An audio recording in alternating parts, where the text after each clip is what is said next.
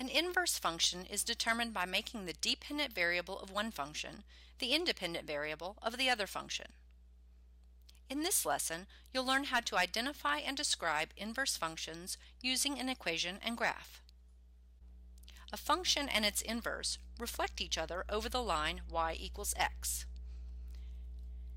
Inverse functions have their x and y values reversed. So if one function has the point xy, the inverse of that function has the point yx. For example, find the inverse of f of x equals 3x plus 5. Rewrite the equation first with a y. So you have y equals 3x plus 5. Because inverse functions have their x and y values reversed, switch the x and y variables and solve for y. You have x equals 3y plus 5, subtract 5 from both sides, and you have x minus 5 equals 3y.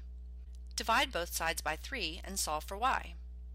And you have 1/3 x minus 5/3 equals y, or y equals 1/3 x minus 5/3.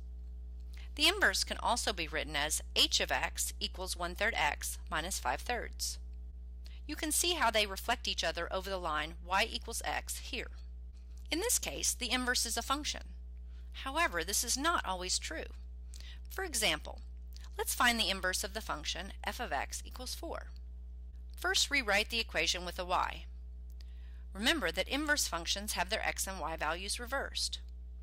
When we switch the x and y variables in this case, we only need to change the y variable to an x because there's no x in the original equation. The inverse of y equals 4 is therefore x equals 4. And remember that a function and its inverse reflect each other over the line y equals x. So y equals 4 is reflected over the line y equals x to give x equals 4. We started with a function and found its inverse. But notice the inverse does not pass the vertical line test, so it is not a function. And there you have it. You just learned to describe inverses and inverse functions with equations and graphs.